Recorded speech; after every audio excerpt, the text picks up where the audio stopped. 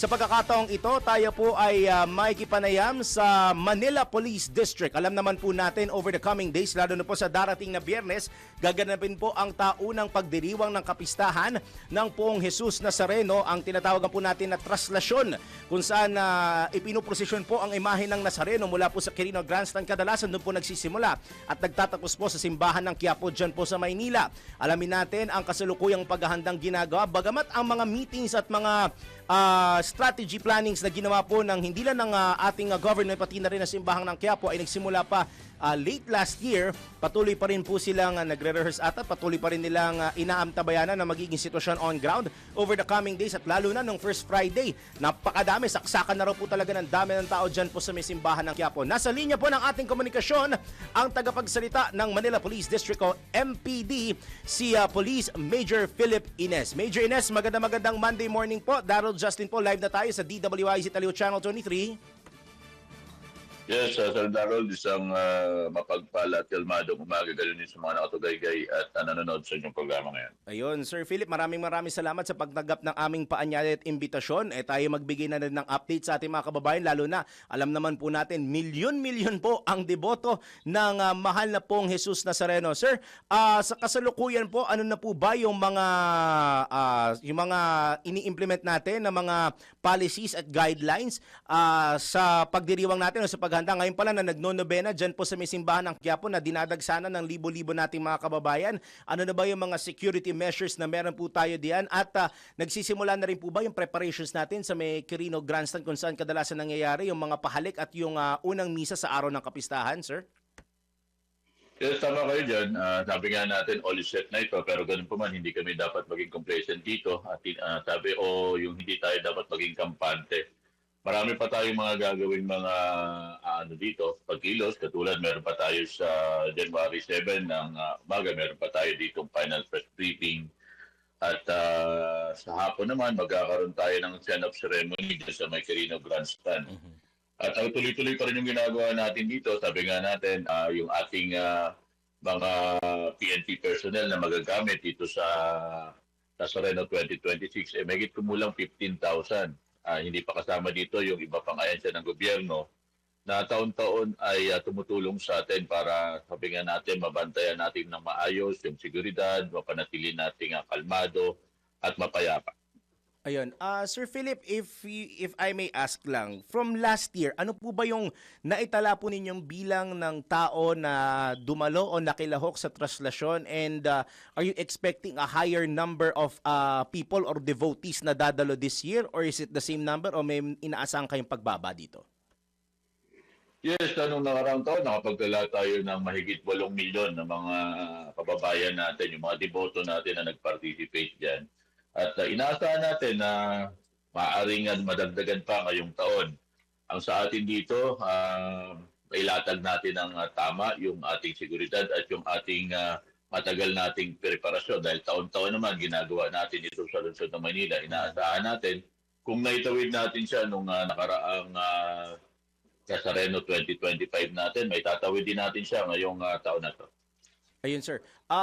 From the 8 million people, we know na minsan ito rin yung isa sa nagiging major factor kung bakit tumatagal. Isa sa mga concerns din kasi ng ating ng law enforcement agency pati na rin ng namumuno ng simbahan ng Quiapo, yung haba o yung tagal ng prosesyon mula po Quirino Grandstand hanggang Quiapo.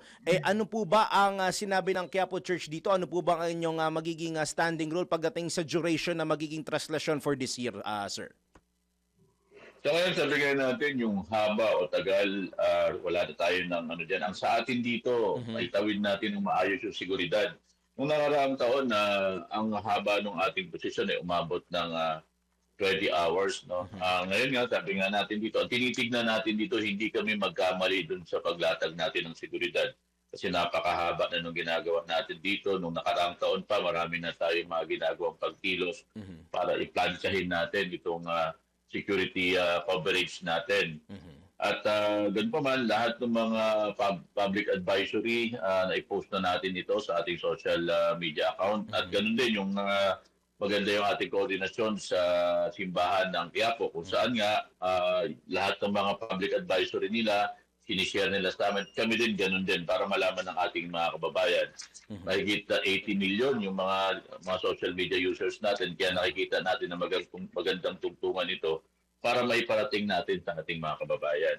Ganun din yung ating mga road closure na yung mga kalsadang isasara.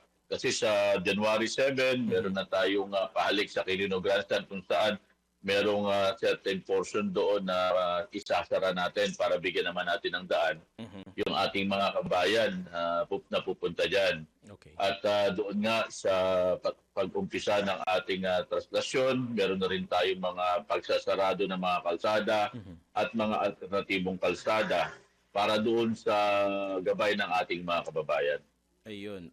Major, may kaibigan ako nag-send ng tanong ngayon dito sa ata din to sa mga deboto. Pinapatanong niya, meron po bang schedule ng signal jamming? Kasi isa din daw ata sa magiging concern ng mga kababayan natin. Kadalasan naman nangyayari na nagkakaroon tayo ng signal jamming, lalo na sa ruta na dinadaanan ng prosesyon, kung hindi po ako nagkakamali. Is this the same for this year at may schedule nga po ba talaga ito? Yung pagdating sa mga ganyan, hindi natin saklaw ito, sir. Ang Okay. meron nitong saklaw ay mas mataas nating ahensya. Sila ang nagdi-decide kung magkakaroon tayo ng interruption o hindi dahil dito sa mga security measure na nilalatag. Ang sa atin dito, yung ating physical security, ang ating ginagawa dyan. At yun nga, with regards to that, hayaan natin na mag-decide dyan yung mas nakakataas na ahensya. Okay. Major Ines, magbibigyan ko na lang din po kayo ng pagkakataon na magbigay ng abiso, paalala sa ating mga kababayan, lalo na yung mga sumusubaybay sa ating ngayon na mga deboto at malamang planado na nila ang kanilang pagpunta. Simula pa siguro Huwebes ng gabi going to Friday na madaling araw kung saan gaganapin yung unang misa sa madaling araw sa Quirino Grandstand. Mga paalala, reminders at pag-ikayat po sa ating mga kababayan. Major Ines, go ahead po, sir.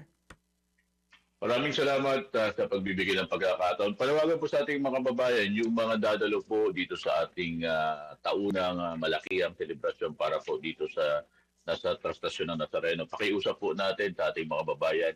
Kung maaari po yung may mga sakit, yung mga bata at saka yung mga senior citizens, kung maaari po, wag na po kayo sumama doon sa actual na posisyon.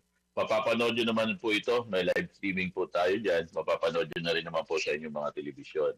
At ganoon din po yung mga, sabi nga natin, pinagbabawal po natin dyan yung pagdadala po ng anong mang bagay na maaaring makasakit sa ating kapwa.